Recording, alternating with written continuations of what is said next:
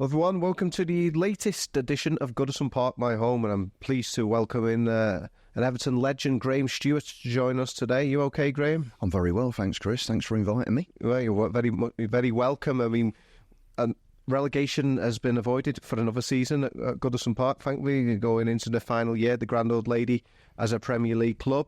But Graham knows all about that himself, as in 30 years ago, playing a heroic role in Everton's first great escape against Wimbledon. We'll talk about that. We'll also talk about the fact that he's also a member of Everton's last trophy-winning side, the glorious 1995 FA Cup winners. But Graham, if we go back to the start, actually, you started your career at Chelsea, and maybe you actually impressed at Everton because you actually scored against the Blues before you came here. Yeah, I believe so. I mean, I think that's actually my first memory of Goodison Park. Yeah. I think it was a cup game midweek, and you know, I used to love all the old grounds. I used to love playing at Highbury and White Hart Lane, and then came up to Goodison. I thought, what a place this is to play football, because Stamford Bridge, the pitch was so far away from the stands. Yeah, back then it was open. Back then it was so open. Yeah.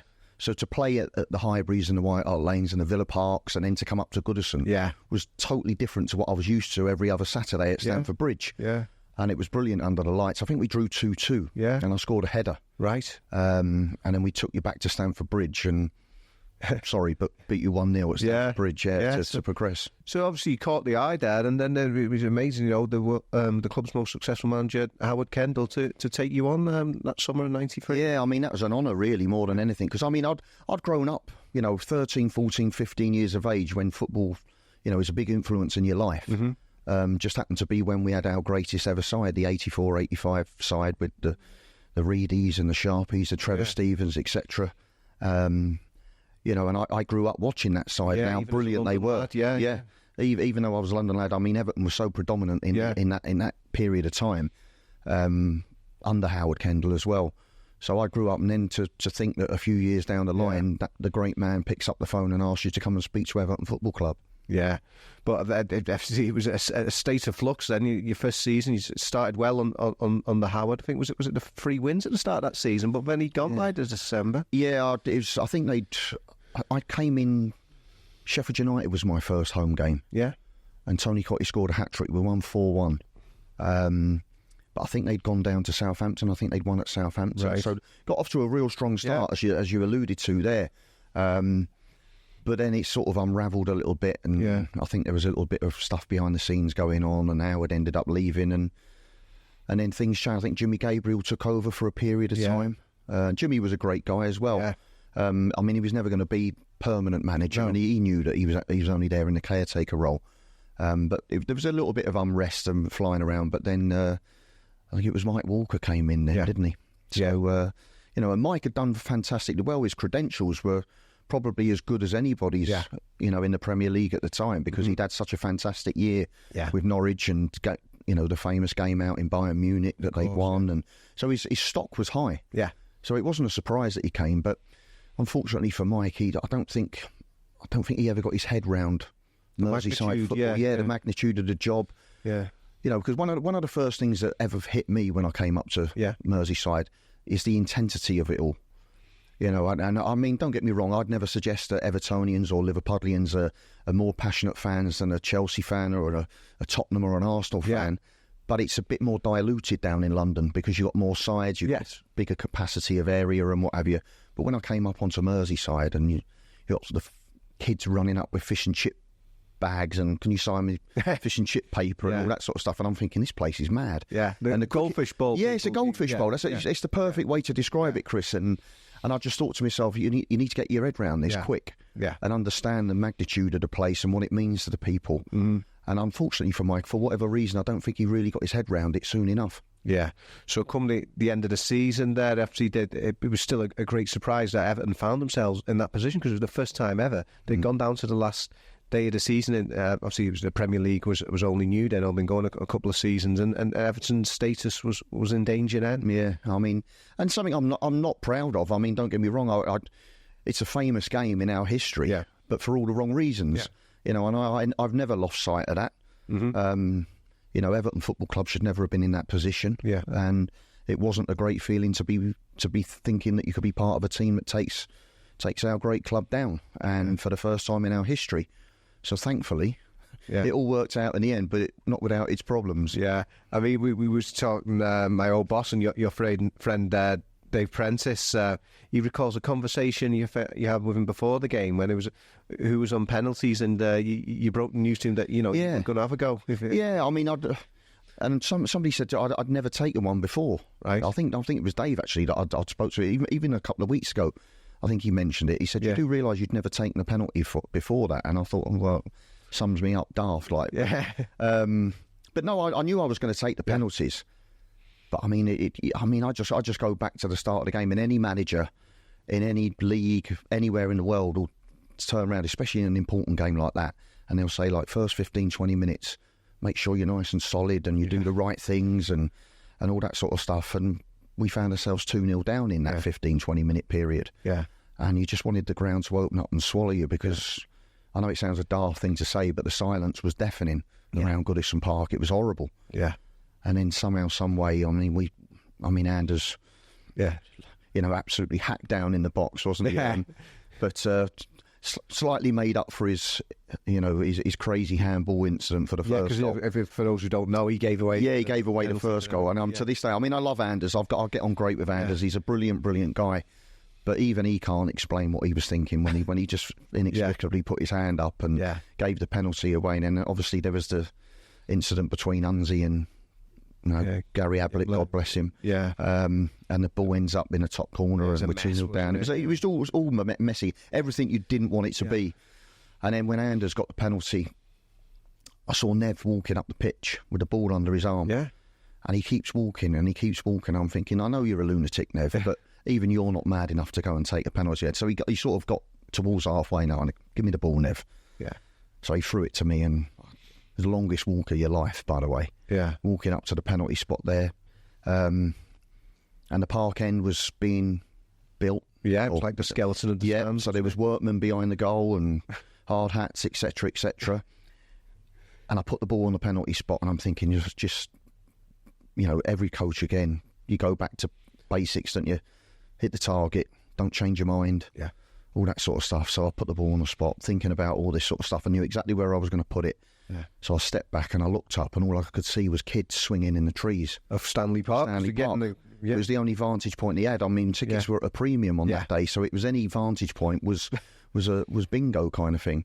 And I just thought to myself, you're just about to take a ridiculously, important penalty, and all I'm looking at are kids swinging around in the trees. Yeah. But fortunately, hands went that way, I went the other way, and we're back in the game at 2-1. Yeah, game on, but still obviously a long way to go, and until obviously Barry Horn with that incredible strike. I mean, do you expect that from Barry? He wasn't known for his finishing. No, I was going to say, Barry was a fantastic player. He was very instrumental in the next couple of years for us as well. I mean, him and Parky and John Ebbrell in the middle of the park there, they were strong players. Did all the ugly stuff. Yeah. But weren't afraid to then give it to players, that perhaps were a little bit more forward thinking. Yeah. But he, on that day, it's going to be a day when Barry's spanking a half volley 25 yards into the top corner. And it was a magnificent strike from him. Little Anders, I think Anders picked the ball up on the left-hand side. He played it inside to me, and I just looked up, I saw Tony Cottee, so I bopped it off to Tony. Yeah. Tony nipped it back to me, but it was close to being a block tackle more than anything. So I sort of slid in. And I think it was one of the worst goals I've ever scored. One of the worst goals, but the best goal you've ever scored in your life, sort of thing. It must have bobbled 20 times before it hit the back of the net, if it did hit the back of the net. But you can't explain what Hans was doing. It just popped over his arm. Yeah. But the euphoria around the place was unbelievable. The roof came off Goodison, and it was just a case of digging and put the ball anywhere away from our goal. Yeah, yeah. But it was, situations like that are difficult because you've got so much that it can all go horribly wrong again in a flash. And I remember the fear. It's like the fear of when the ball went. Any time it went in our half, the fear around the place was unbelievable. And then when we'd win it back, the relief, and it was just a case of trying to manage the game. I was going to say, because I'm trying to remember now, earlier on in the game, I think, did you clear one off the line? Clear one off the line, and I sort of, as I cleared it, I went like that, so it's sort of like all the Wimbledon lads were calling for a penalty, but it genuinely did hit me sort of chest area there, but I sort of flicked it as well, so it looked like I moved my arm, but Yeah. You know, I promise you. Yeah, and then up to the final whistle, there's those iconic pictures of you, and then there's the guy, I don't know if he's still around. He whipped the ball off me, the little son. So, yeah, I mean, it's again, it was weird. I mean, the ball landed at my feet, and the referee blew the final whistle, and I was, the relief. Yeah. You know, that's the only word you can use, just pure and utter relief. And I've got the ball under my arm, and then some fella... obviously came up and he must have punched the ball from underneath my arm and it disappeared. But I mean, I didn't think anything about it at the time, to be totally honest with you. Maybe we can get that back if anyone's watching. I don't know. He won't be saying nothing about that. That's parked in his garage somewhere, I'm sure. Yeah. Do you remember what the mood was like though once you got back into the changing rooms?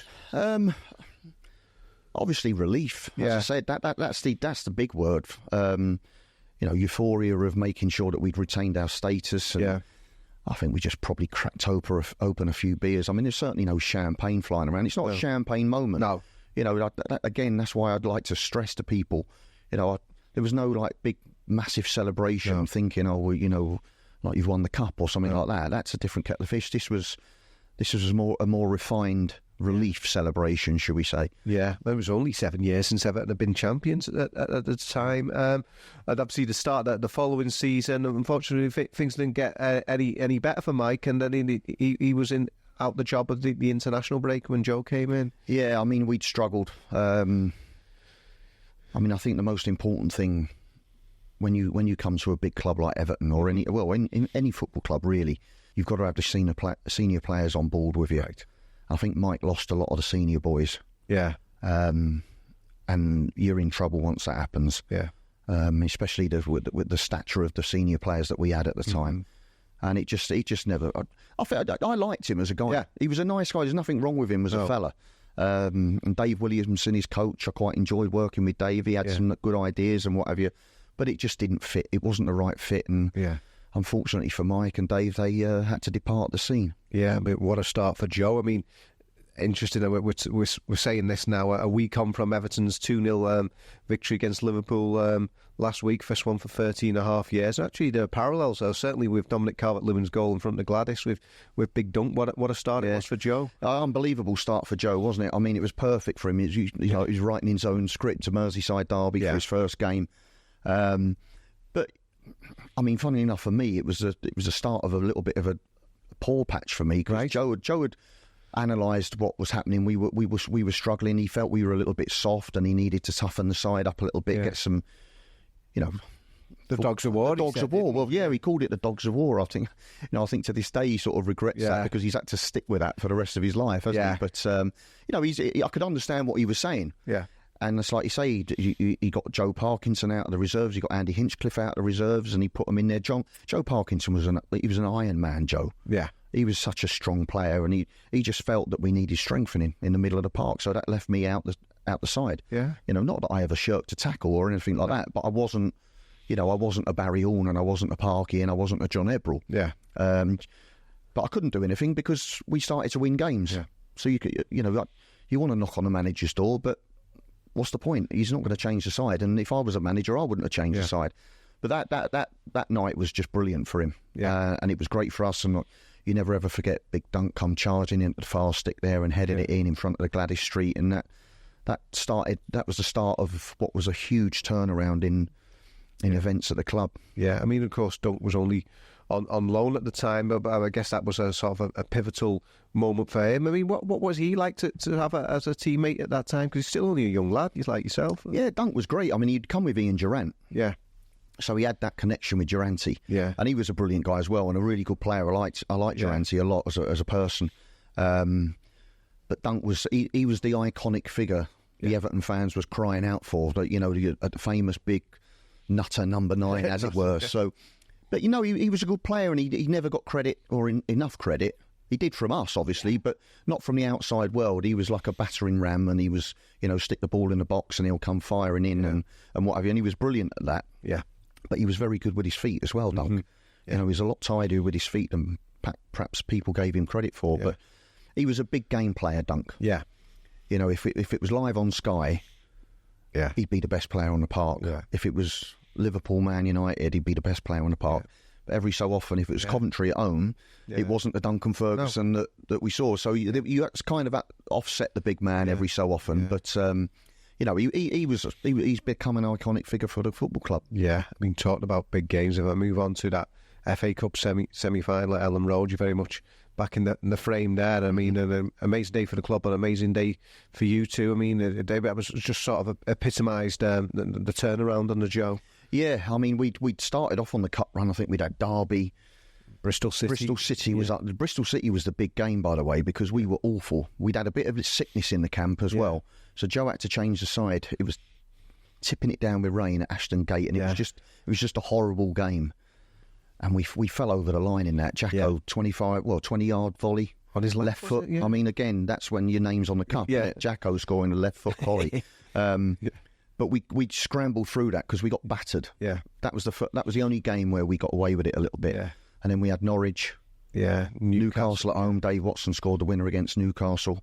And then the Tottenham game was, I mean, it's still to this day the most favourite game I've ever played. Yeah, it was brilliant. The occasion we turned down towards Ellen Road, and it was just a sea of Everton. Yeah, couldn't see any Tottenham fans. No, you know, the fans absolutely played their part. They bossed it off the pitch, and then when it came to the game, we bossed it on the pitch. So. Yeah.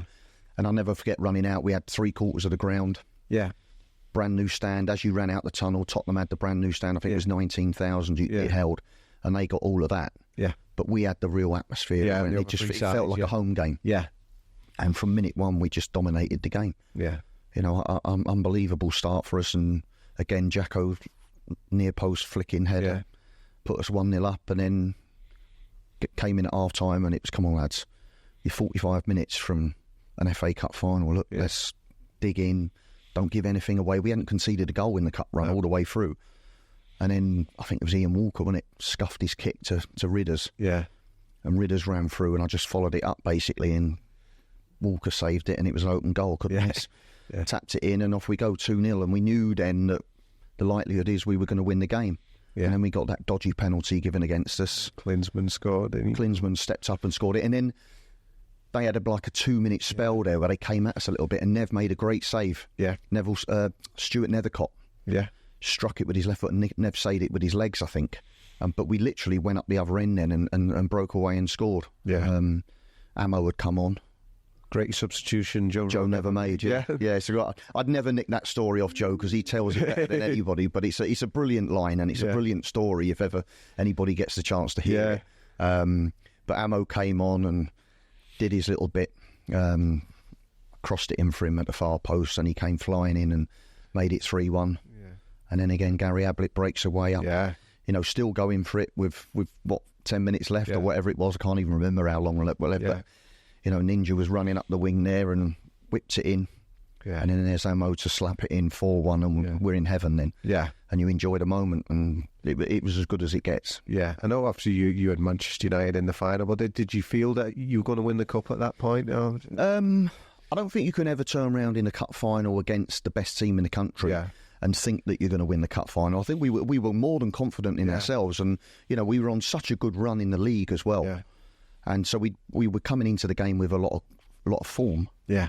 And we had a lot of trust in each other as well. You know, you stood next to your teammate and you knew he wouldn't let you down. Mm-hmm. That's massive in any team sport. And we had that sort of camaraderie between us, and we knew it was going to be tough, and we knew Man United had their moments. Yeah. And when they did, Neville was there to save the day.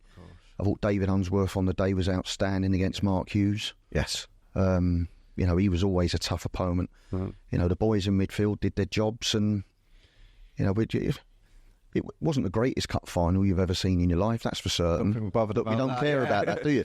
But all I remember, honestly, I should have scored, really. I mean, the bar, you know, I should have scored at the bar, but Ridders saved me blushes. Yeah. He still had a lot to do, to be fair, didn't he? Yeah, he did. It wasn't the easiest header, you know, because the ball would literally popped up, so there was no pace on it. He had to inject the pace.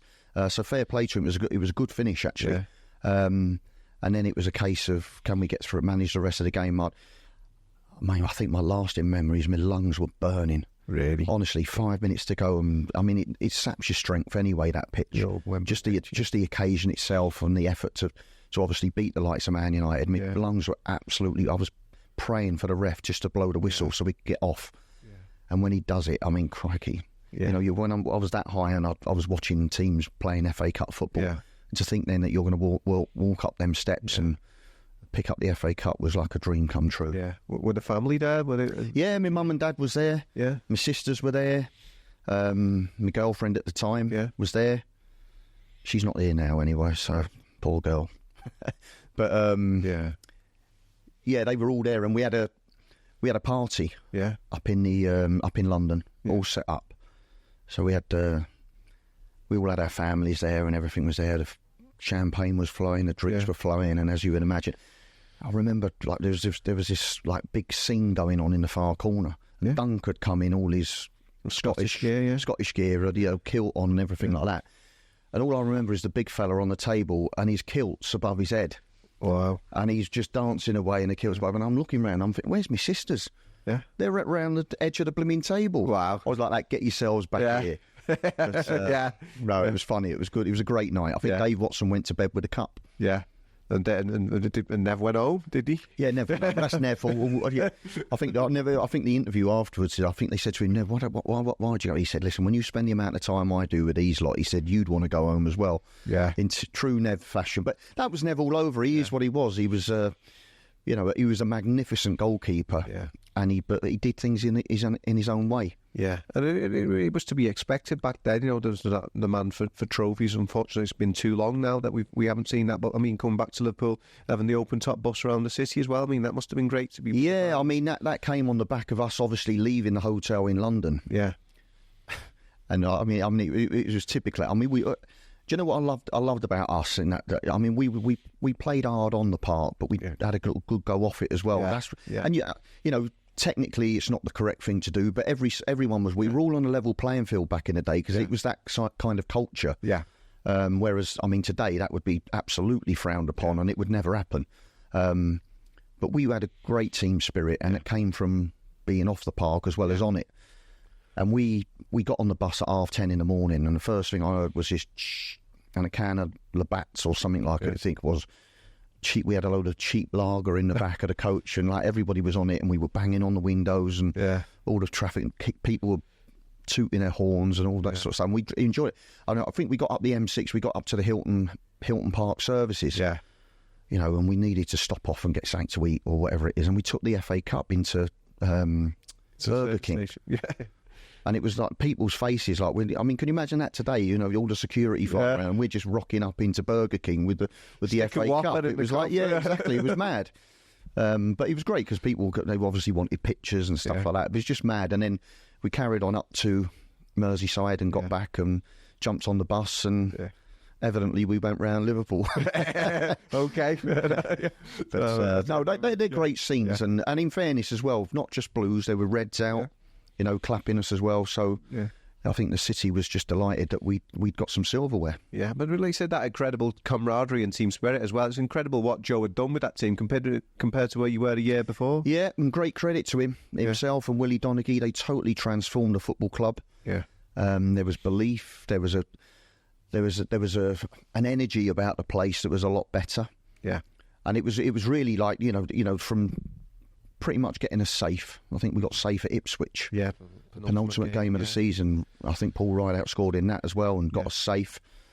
And then to win the FA Cup.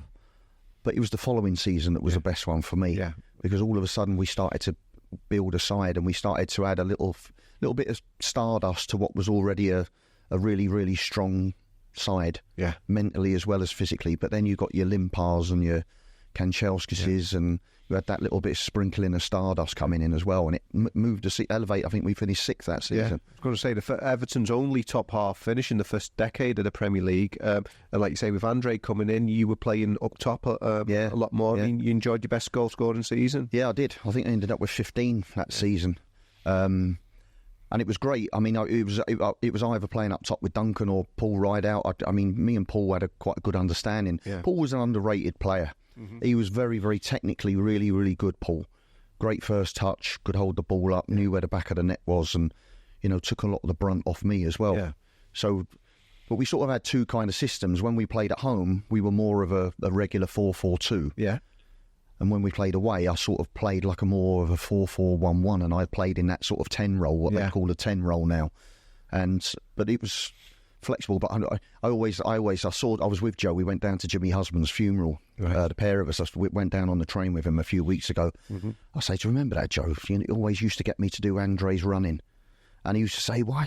He went, "Get me off this train," and all that sort of stuff. But because he always thinks I'm having a dig at him, but he did. Yeah. But Andre, you sort of had to give him a little bit of flexibility, Andre, because he did so much good for you. Yeah. You sort of, but he didn't particularly want to do the defensive side, so he always used to say to me, Diamond, he said, when Andre pushing on, he said, just drop in that little hole. Yeah. And I went, do you mean do Andre's running for him, Joe? Yeah. And we still laugh about it to this day. But I think Andre scored 16 that season, and he was brilliant. He was we didn't have him long enough, Andre. No. But he could have really elevated us. Yeah, I mean, like I said, that amazing. What he started with, it was the brace at Anfield, because he got the shoulder injury early on. And he had, it was a slow start for him. But just what was he like that 1 year? Like you said, you were doing his running for him. But, he was fresh. Yeah, yeah. We have the inverted wingers now cutting him, but I mean, he was doing that back then. Yeah, I mean, look at all these sayings these days. I mean, it's like it's like they're inventing the wheel. Yeah, it's been happening for years and years and years. It's just different terminology to it. But we went to Anfield that afternoon when Andre scored the 2 goals. Yeah. We absolutely deserved to win the game. There's not even a debate about it. But we had Anders on one side, Andre on the other side. I think it was me and Ridders again up top. And the boys in the middle of the park just did their jobs, and the back four was solid. Andy Hinchcliffe was playing out of his skin as well. Yeah. And that's all part of Joe. As I say, that sprinkling of stardust with the Limpars and the Kanchelskises, getting the best out of people like Andy Hinchcliffe. Yeah, a young David Unsworth emerging, pushing on and getting better, alongside, somebody a giant like Dave Watson as well. We had a really, really strong side, and it was getting better. Yeah, and like you said, finished 6th that year. I mean, another incredible result as well. Everton's last win at Arsenal in front of fans. Obviously, they did it at the Emirates in lockdown. But Highbury, another one. I think you and Andre scored that day as well, was it? Yeah, I think I scored the equaliser. I think we went 1-0 down. I think Wrighty scored. Yeah, for Arsenal.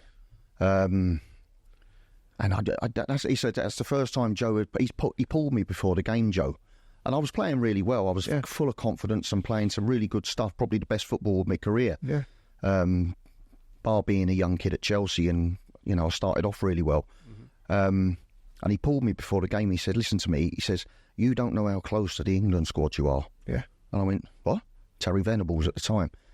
And he says, "I'm telling you, you don't know how close. I've spoken to Terry and all this sort of stuff." And I thought, blimey.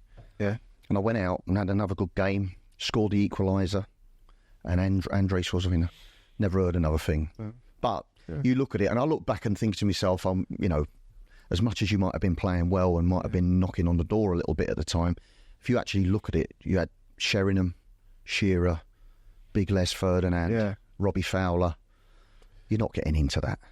Well, you were more versatile. I mean, they were like. I mean, they were. They're top players, and to think that you were going to get in front of them. I mean, you've got to be a realist in life, haven't you? Yeah. But obviously, like I said, you're playing very good football, and then it carried on the start the following season. One of the high points was that incredible game against Southampton, 7-1. I mean, looking good at that point. I think that was the time people were trying to say, "Oh, Everton, might be dark horses even for the title to do something." Yeah, I mean, again, Again, full of confidence. We'd had a great pre-season. Joe obviously was still there. I think we'd brought in Nicky Barmby and Gary Speed. Yeah. And again, we were building. Tony Grant had come onto the scene. Granty had always been a really good player, really nice, technically beautiful-looking player. Yeah. And he got himself into the side as well. I think I scored the first on that day against Southampton. But it was one of them lovely days where everybody at Goodison Park could just relax and enjoy the 90 minutes because we battered them. Yeah, I think we were 5 up at half time. He took Nev off at half time, gave Paul Jones his debut. But there you go. That there lies the the very, very rare occasion as a football manager or as a football fan that you can just stand there, just relax and enjoy it all unfold. Yeah, I mean, what was Gary Speed like? Unfortunately, with us. I mean, incredible competitor, wasn't he? Brilliant, Gary. I love Gary. Yeah. Too good looking for my liking, but a great fella. Yeah. And sadly missed. Yeah. But he knew where the back of the net was. Yeah. Again, he was very professional in everything he did as well. He'd still have a good laugh off the park. Yeah. You know, he wasn't a choir boy in any way, shape or form, but you know, he was really professional in his build up to games and stuff like that, and gave us a goal scoring threat from midfield. Yeah, and see, like I said, things were going well that first half of the season. It unravelled very quickly for Joe, and it was sad. And I think even to this day, he's probably confused about how it all ended for him. Yeah, well, again, funnily enough, I touched on that when we were sat on the train a couple of weeks ago. I said, Joe, is it? You know, I'd always heard the rumours about it. Yeah, but I think he'd basically gone into the board and he'd said, like, I want Torre Andre Flo. Yeah, so he wasn't a bad judge, by the way. Yeah. You know, Torre Andre Flo. He then goes to Chelsea and rips it up at Chelsea. Yeah. So it wasn't like he was trying to buy, an average player. He was trying to bring a top class international footballer into the building, and the board wouldn't back him. Yeah, and it was a massive mistake on from my perspective. You know, why would you not back somebody who's bought you silverware? Yeah, who's bought you a sixth place finish? Yeah, we're flying in the league as well and playing some really attractive football. Why would you not back a guy? Yeah, and Joe just felt, look, if they're not going to back me, what's the point? Yeah. And unfortunately, it was a parting of the waves. Yeah, I mean, it's a strange old summer as well. They were chasing big names in the manager. And obviously, there was talk at one point Andy Gray was going to come. Mm-hmm. I think Peter Johnson was probably chasing Bobby Robson, and then he ended up staying at Barcelona, but it ended up being Howard for the third time. But I mean, just he's the manager who obviously he brought you to Everton, but he's the manager who'll let you go. Yeah, well. I mean, he took great delight in telling me as well. He said to me one day, "You just remember, lad," he said, "I bought you, but I sold you as well." And he looked to break into this giggly laughter that he had. I mean, he was class. But I mean, we were having it was probably one time too many. With the greatest respect to Howard, because I absolutely adore the guy, and I would never have a bad word said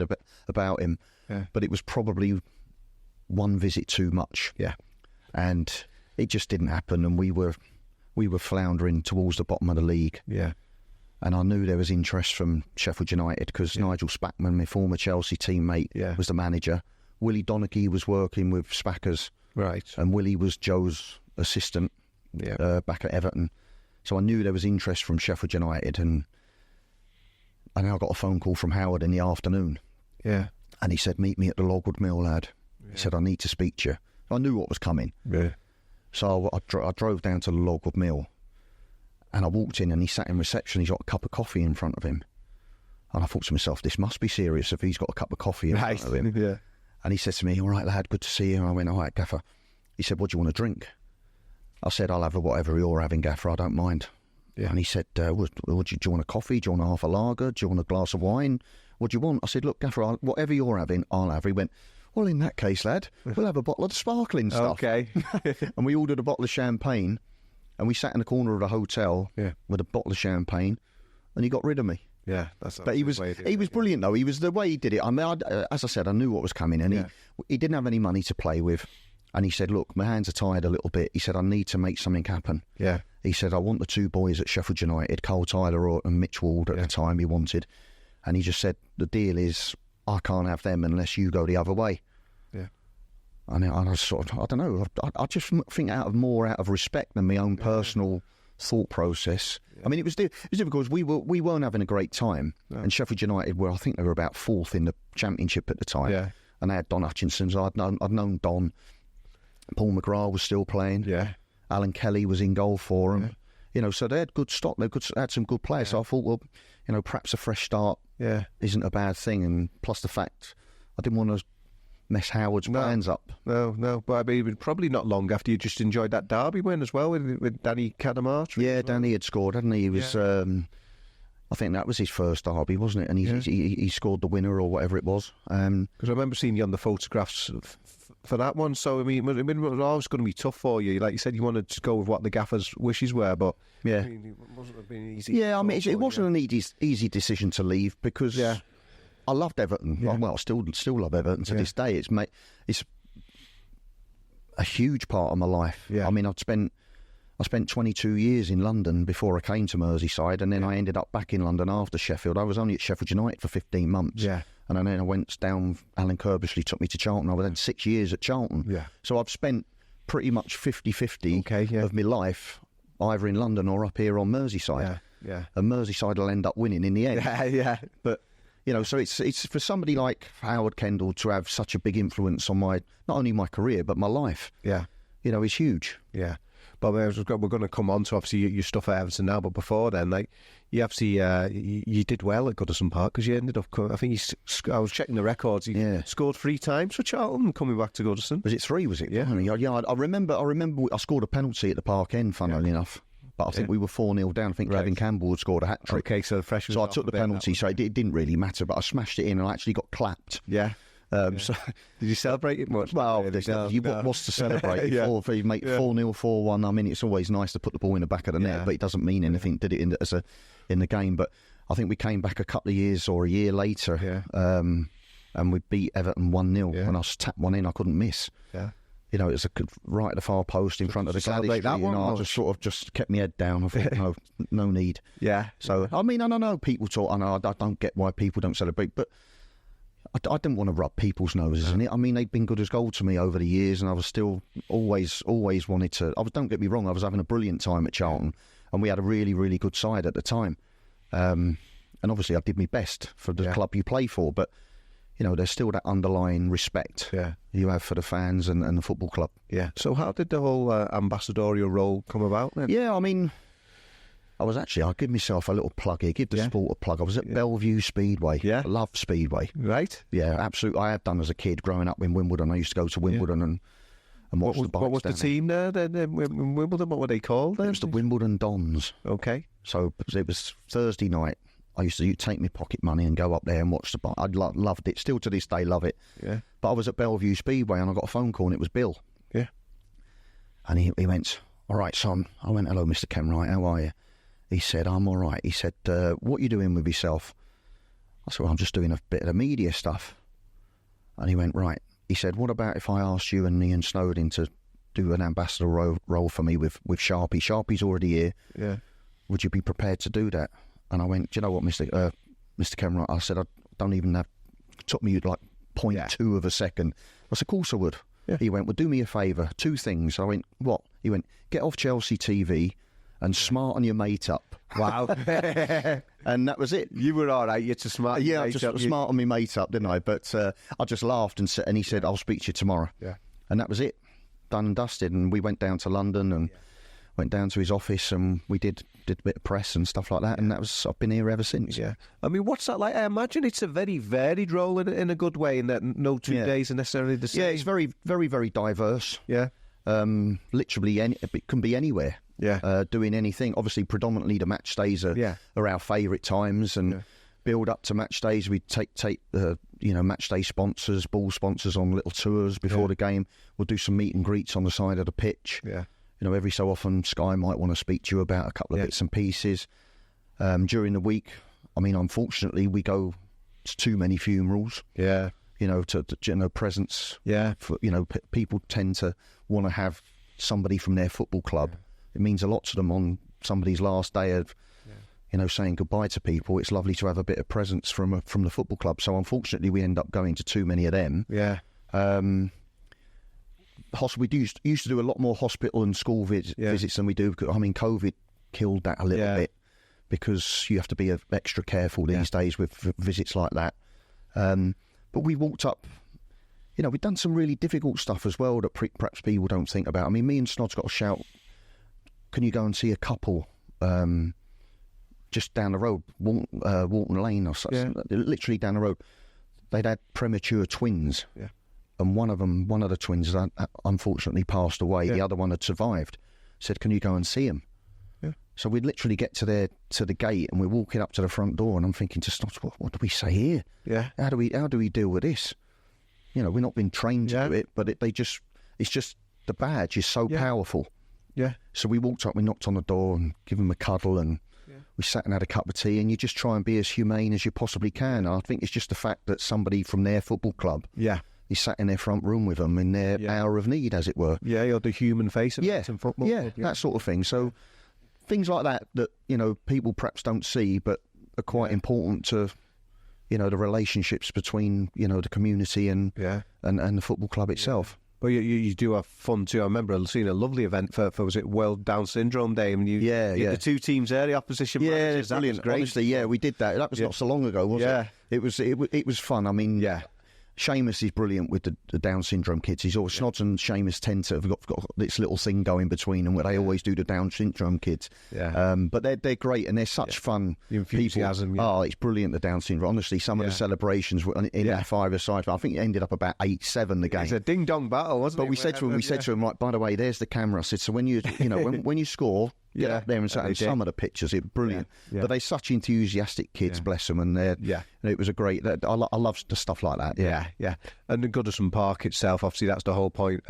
We're here. I mean, what do you think you'll miss most about the ground when the time comes to move? I'll miss nights like Wednesday with the Dard. That was as good as I've seen Goodison Park for absolutely ages. Yeah, I mean they were.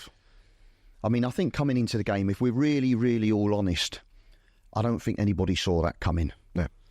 But the way the players went about it, I thought we started really well for the first 20 minutes and took the game to Liverpool, and then all of a sudden Liverpool, as you would expect, came back at us, and we were screaming for half time. Let's be honest about it. We needed half time to just get ourselves structured up again, and then to go on and win the game. And the player just looking around and everybody's bouncing around, and the whole stadium. It was brilliant, and I loved it. I'll miss nights like that. Yeah, Goodison under the lights is special. Yeah. So that I'll miss. I'll just miss the place. Full stop. I mean, I've not known any different really for the last God knows how many years, and. Yeah. There's so many people behind the scenes as well that are brilliant people. I mean, hopefully they'll be coming down to Bramley-Moore Dock with us as well anyway. But everybody's got their own little niche around the place, and everybody knows their little lane to stay in, as it were. And it's sad, but we are creaking. Yeah, you know, as I say, we take the people on the tours. You go into the dressing rooms, you go into the shower area in the dressing room. It's tiny. Yeah, it's tiny. It's just not big enough. With with playing staff and match day staff, you've probably got 40, 45 people milling around the dressing room and that kind of. It's just not big enough anymore. So we've outgrown it. Yeah. And as much as we're going to leave Goodison Park with heavy hearts, we're half going down to something special. I was going to say, obviously, it's the people who make a building, and those people will be going. And I suppose some of the first generation of new stadiums are quite generic or open, and this is going to hopefully have the best elements of Goodison, but in a modern setting. Yeah, I mean, that was the first thing we did as a club, didn't we? We sent, we sent a brochure out to the fans saying, look, tell us what you want. If in an ideal world, what would you want? Yeah. And I think that most of the fans sent back, we want the proximity of the pitch and the stands to be close. Yeah. And you've got that. Yeah.